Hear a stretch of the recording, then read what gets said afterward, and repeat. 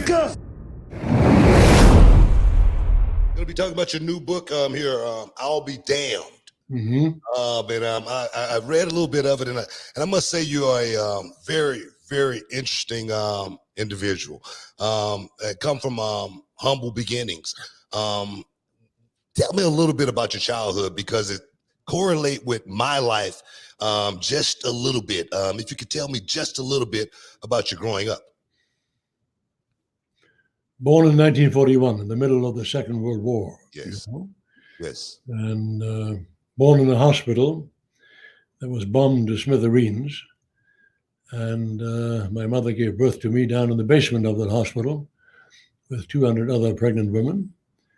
And the city was 96% destroyed by the end of the war.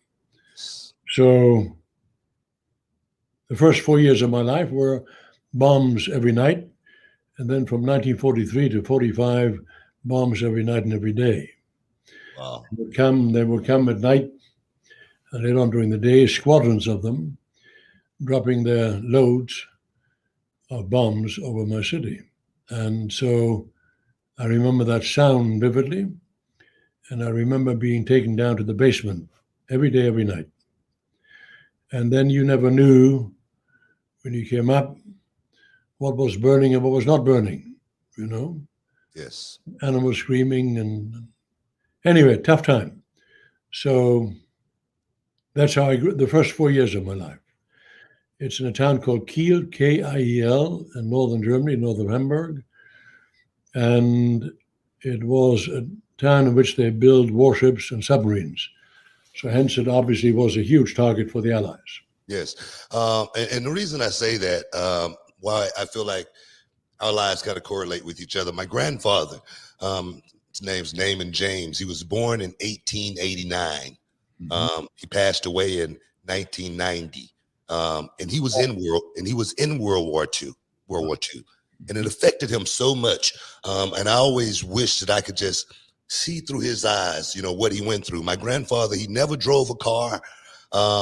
And he just seemed like that war did something to him, and it changed him so much. But I just wanted to share that story with you, just because I feel like our closeness is connected in some way. But you as a young man, you seemed like you was so ambitious. It seemed like you wanted something. I was looking at you you were in track, you was in soccer, you was a boxer. Was you just trying to find your way out, or what? What were you looking for there? That's a very good question. Looking to survive, most of all. My father died when I was 12, and then we family sunk into poverty, absolute poverty. So I had to work on farms on the side in between school and schoolwork and to make some money. And grew up fighting every day, almost every day, either with my brothers or neighborhood kids or in school. Didn't take any shit. Yes, sir. So when you lose your father early on, you grow up very self-protective. And you grow up in a sense where you say, you're looking at me, you want something? It's that enormously self-protective veneer that you grow up with. Yes. So sports to me, I grew up in track and field and then later on in soccer, but from gymnastics to ice hockey, did everything. Sports were the world out of all that poverty, all that misery.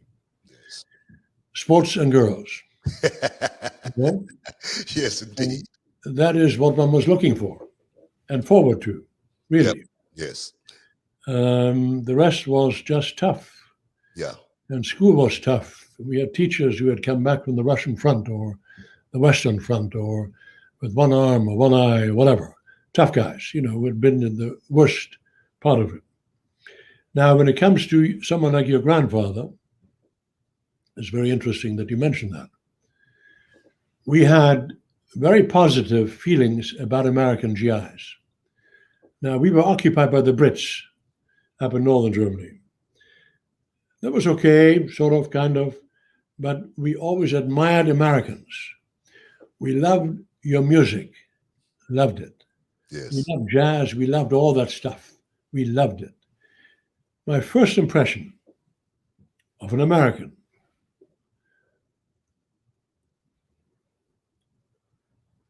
was at the age of 13 in a revamped hall in Kiel, in the town that I was born in, and where they had a concert with Louis Armstrong. Yes. I will never forget it. Never. Wow. When he came walking in with his band, I mean, imagine in the midst of all this destruction, we see this great guy, loved him. When he came in and they did, when the Saints go marching in, man, I'll never forget it. Wow. I tell you, there again, we got something in common. I lost my dad when I was 10 months old, and I lost my mother when I was 14 years old. Whoa. And every time somebody looked at me funny, I would say, "You want some of this?" Yeah. So I know exactly where you're coming from. Yeah. That I was reading that you're still a boxing fan. I see you introduced Evander Holyfield in 2017 Boxing Hall of Fame. That's right. What was that like? That was a true honor for me because I've admired him. I've admired Marvin Hagler. I admired them all. Anyone who has ever gone into the ring, I have nothing but admiration for. Win or loser. When you have the guts to go into the ring and actually fight for it, that takes such enormous courage. I had an old trainer, Henry Davis, in the ghetto here in LA, in the 78th and Hoover, the Hoover Street Gym, who always said, walking to the ring is like walking through fire. And it is, even when you spar. Yeah. You go in the ring, you never know what happens. This is serious shit, you know? Yes. So I have nothing but the greatest respect for fighters. Kenny Norton worked on the film I did, Man Who Came Back. Met Muhammad Ali. We walked through, sat on the plane together, and he came to the show. George Foreman came to the show, introduced himself, and I had said, "Whoa, you know, it's these are warriors." Had the pleasure of meeting Joe Frazier, and then I became friends with Chuvalu, you know, the Canadian fighter, heavyweight. Yes. Who was never knocked down by any of them.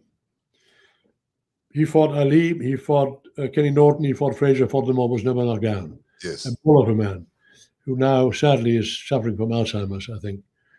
But I knew Sugar Ray, Tommy Hearns, met them all, and have nothing but the greatest respect for them. Awesome. Yeah. Awesome. What a life, you know, kid coming from Germany, getting the chance to rub elbows with the greatest fighters in the world. You've come a long, long way. You know, what's the one thing, you know, for me, the things that molded me was the things I remember that my mother taught me was please, thank you, yes, ma'am, no, sir. She told me these things will take you so far in life, Junior. Just use these things and they will help you. What is the smallest things that molded yourself to get to this point? That's a very good question. Always be polite to others. Always. But let me tell you something. Who taught me more than anyone about this were Ali and Pele. I'll tell you how. I walked with Ali through LAX. We had been on a flight together from Philadelphia. And I walked with him through LAX.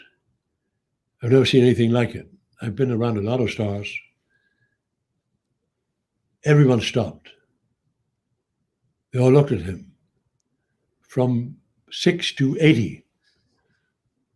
Brown, white, green, yellow, didn't make a difference what. They were in awe of him. They just stared at him, champ, champ. And he was nice to everyone. He turned to everyone. That taught me a lot. Yeah.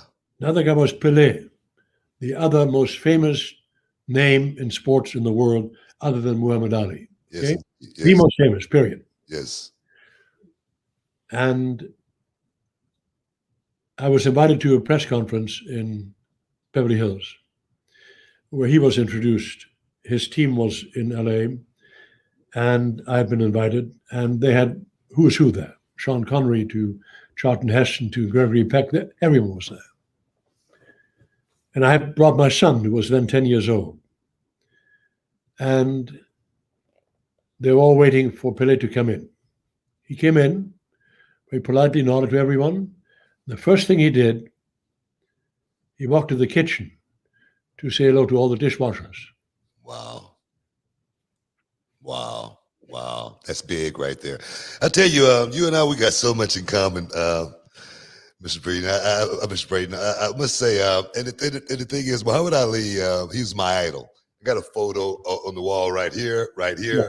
and right here, and right here of Muhammad Ali. Okay. I had to do a signing, and the only reason I was going to do the signing was Muhammad Ali was going to be there. And when I got there, he had left, and I was a little bummed out. But my PR people talked to his PR people, and Muhammad Ali invited me to his hotel room. Right. And I said, that told me right there, it didn't cost you anything to be nice to people. No. As well as it was my moment. He left me with a moment that I was going to remember for the rest of my life. And it didn't cost him anything, but it taught me that from that day, just to be nice to people. It doesn't cost you anything. Yeah. Absolutely. Absolutely. Awesome. Always, I was taught from early on to be polite. And hello, how do you do? I grew up in a village, so you say hello to everyone. Everyone knows you, but you say hello to everyone. And at that time, we had to take our hats off if we said hello to an adult person. You know, you couldn't just say, "Hey, man," couldn't do that shit.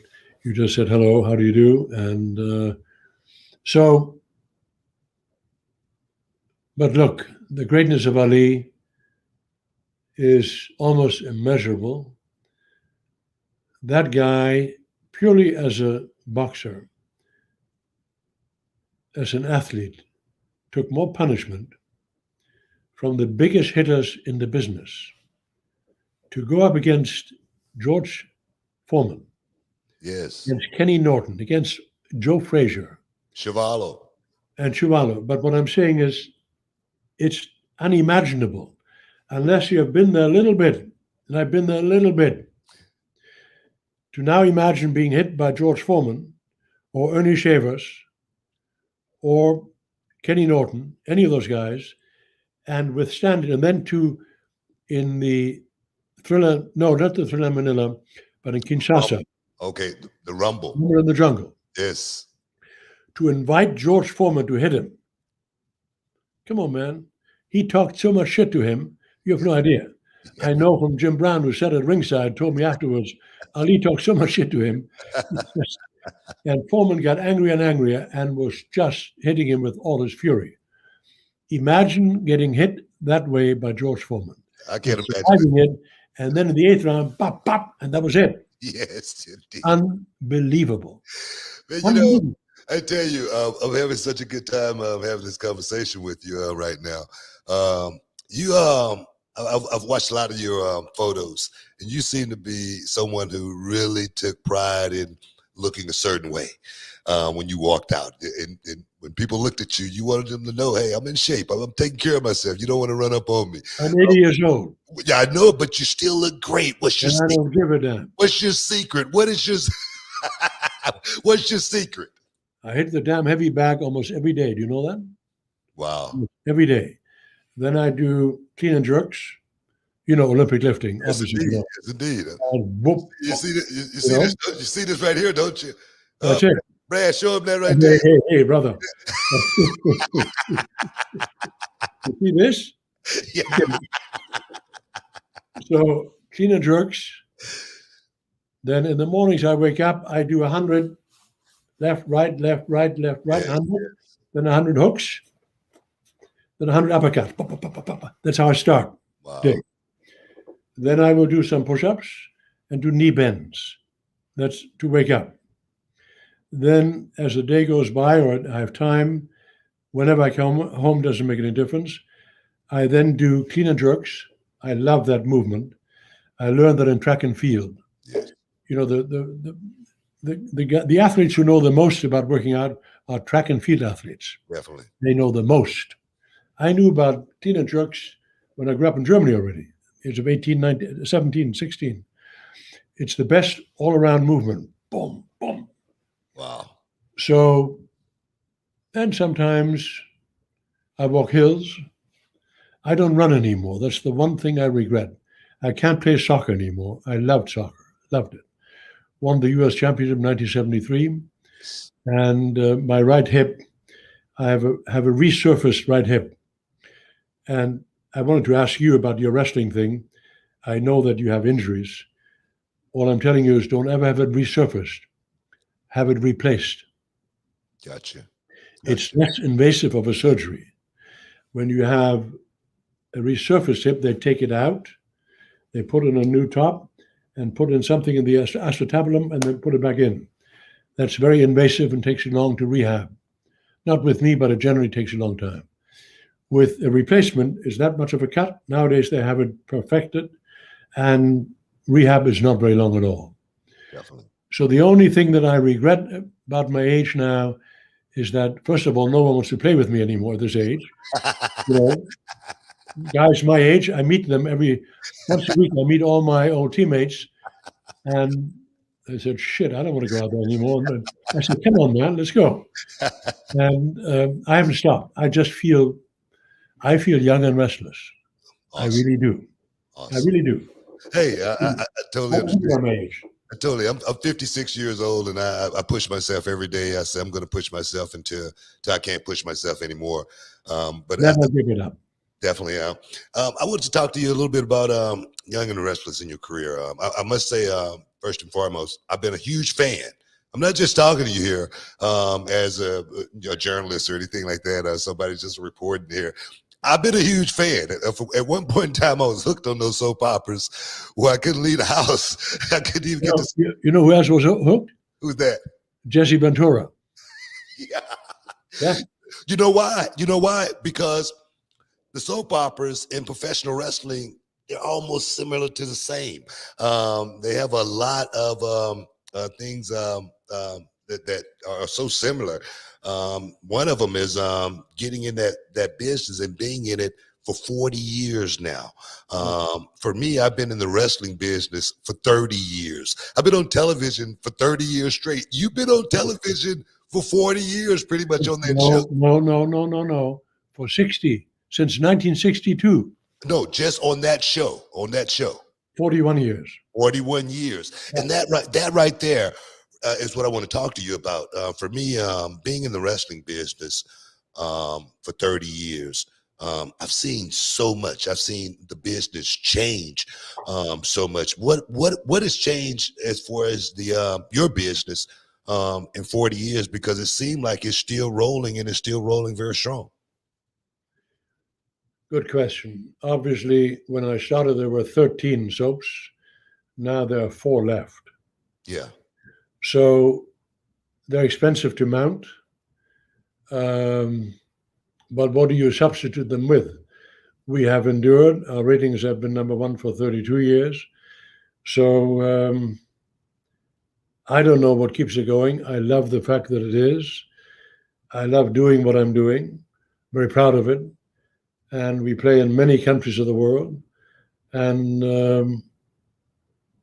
so I don't know what keeps it going. I just know that people love stories. And people have loved stories ever since time immemorial, since the Greeks, yes. Since Homer's The Iliad, or the Odyssey, or whatever, or before then, the campfires. They told stories. People told stories. Yes. And they related stories from generation to generation. And I think that is an innate desire in human beings to listen to stories, and to lose a sense of yourself. You and I know we're often concerned with our own problems, own shit, and sometimes you want to get away from it. Yes. And reading or watching a show gets you out of your own head. It gets you away from who you are. And that's a welcome distraction, you know? Yes, yes. For me, as an actor, it's all about making people feel a certain way. Yeah, yeah. And that's something that I'm sure you've perfected. I'm sure going to signings, seeing some female crying and bawling and just wanting to touch you. Talk to me. I just told our PR person, Matt Kane, here about our experiences in Istanbul, for example, or Paris, or Yes, New York, or Toronto. I don't care where it is. It's unbelievable. I can imagine. When you suddenly realize, my God, we have an effect on these people. It's just extraordinary. Now, show me your muscles again.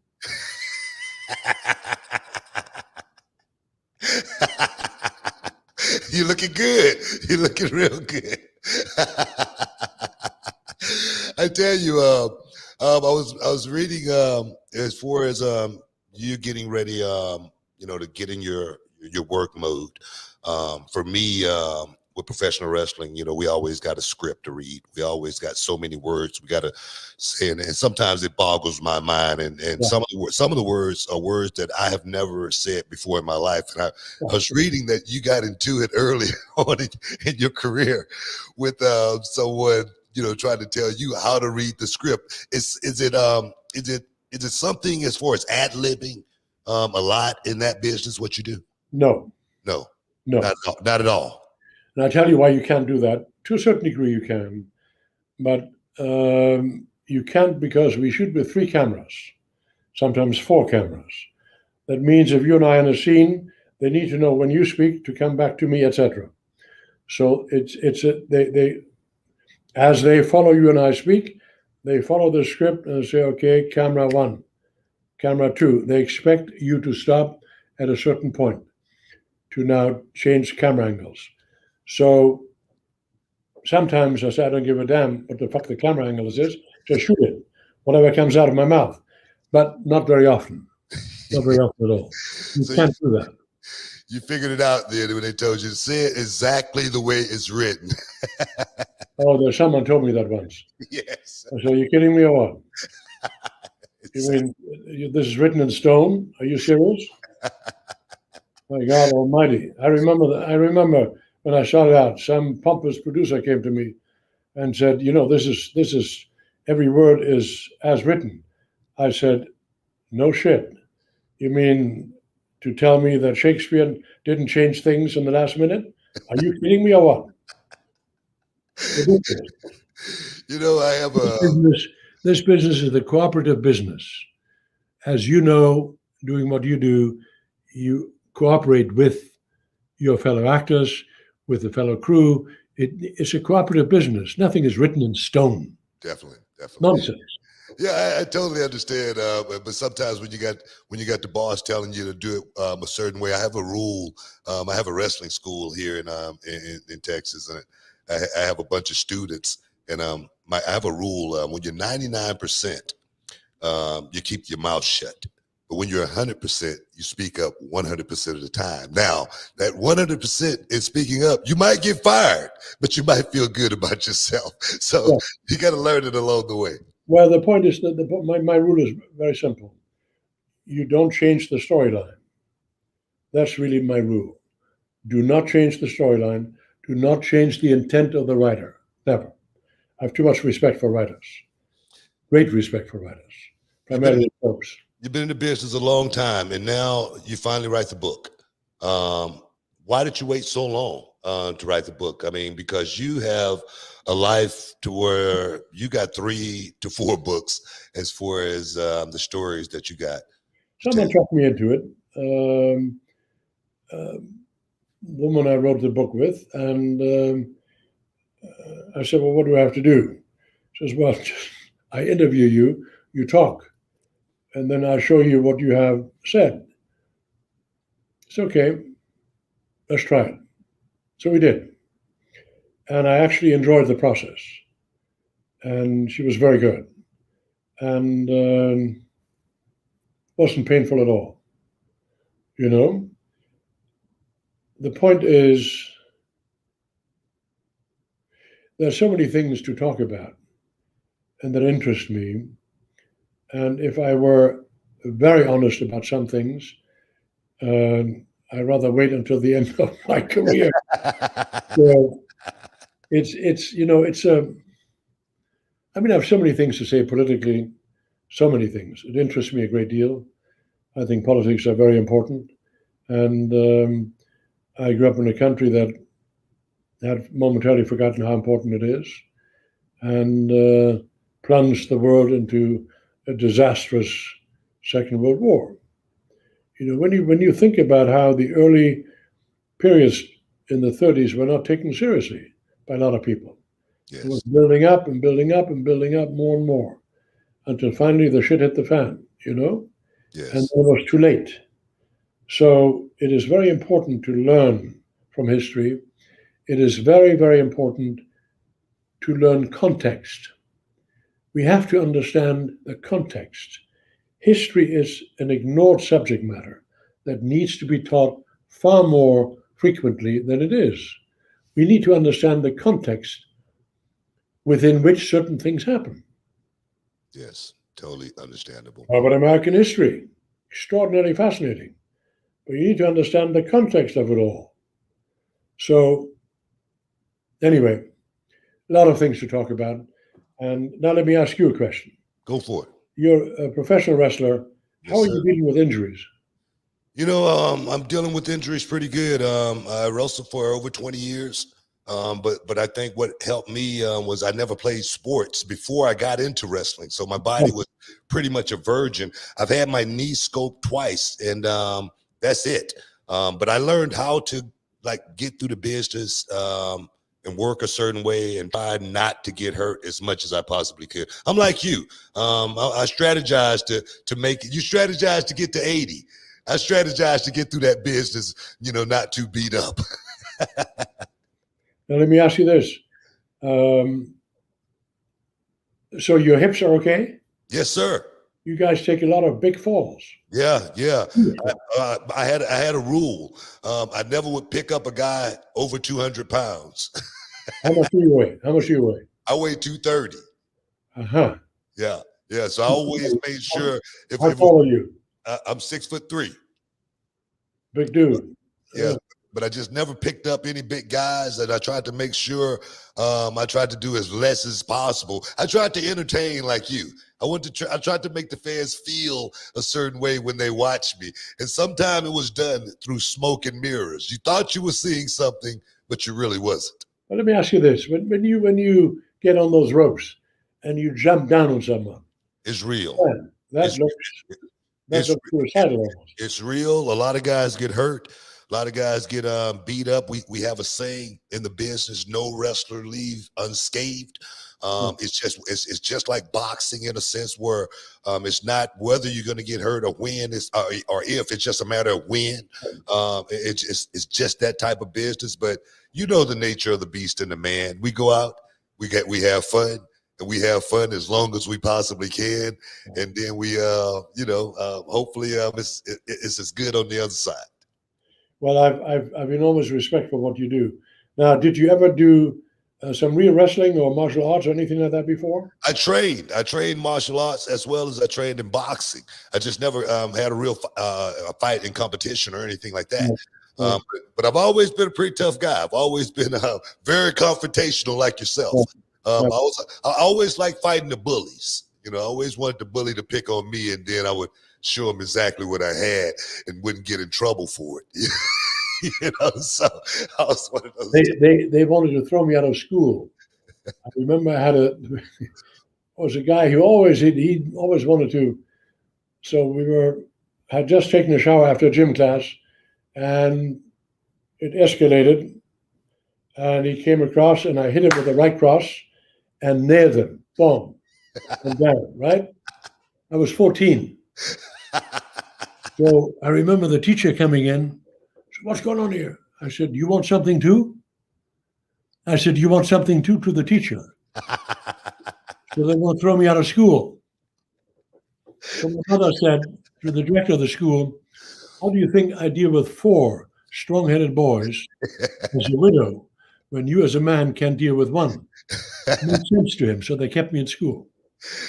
You You've done quite extraordinary for yourself, and I tell you, you're admired by so many people. You really are, and I must say, I'm one of the people that admire you. I really do. Stephen A. Smith did for your book, and he says so many of us can benefit for what he conveys to all of us. And that right there, just saying that you're someone who's wise, someone who's been there, someone who's done that, and someone who don't mind giving it back. I think for me, that's my biggest accomplishment to date. I've done a lot in professional wrestling and whatnot, but my biggest accomplishment, I think, is giving back to the young people that's coming up, and hopefully they can, do the same thing and do it better than I did. What do you think your biggest accomplishment before I let you get out of here? Oh boy.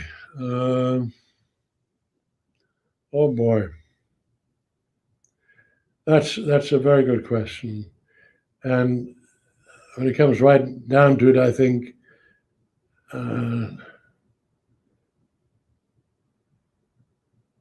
my son is my biggest accomplishment. Wow. He is, I would say. And all the other things, you've written down, but I'm proudest of him. He's a director. He directed Den of Thieves. Did you see the film Den of Thieves? Yes. And he's now preparing a sequel to it. And beyond that, well, I would say one of the things that moved me the most was presenting with Aretha Franklin at the Emmy Awards. She was a big fan. And then receiving the Hollywood Walk of Fame, the star on the Hollywood Walk of Fame, that really touched me, because I came to this town with not a penny in my pocket, did all kinds of jobs, from washing dishes to parking cars to moving furniture to all kinds of shit, Yes. So, and then years later to stand there with my family and receiving that, and a lot of people were there, witnessing it, that moved me a lot. And awesome. I would say. Awesome. I'm not going to take up too much more of your time, Mr. Eric Braeden, daytime mega superstar, guys. Young and the Restless. Check out his new book, I'll Be Damned.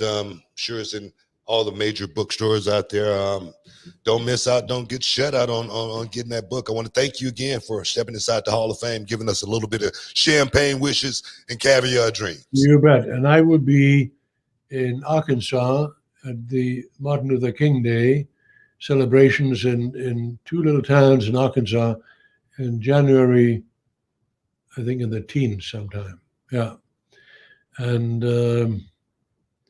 looking forward to that. And then, God, we have not even touched the beginning of it all. I love football. Yes. I love football. Yeah. I love football. I know. And basketball, but I love football and basketball. Yeah. Awesome. Well, I tell you what, we're going to have to get you back on again, man. All right, Brad. I thank you for giving me some time. I appreciate it. Your Booker T, and where's Brad? Brad, there he is right there. Thank you guys for stepping inside. There he is, Brad Gilbert. He's a good-looking young kid. He's been with me for 10 years. Young punk. Young punk. Okay. Thank you, sir. Nice to see you. All right. Hey, guys, you've been inside the Hall of Fame. What's up, this Booker T, two-time Hall of Famer? I know you're checking out the Shine, checking out the Gloss. I want to thank you guys for checking out Row on YouTube. Hey, don't forget to click and subscribe to check out all the latest content right here each and every week. Now, can you dig that, sucker?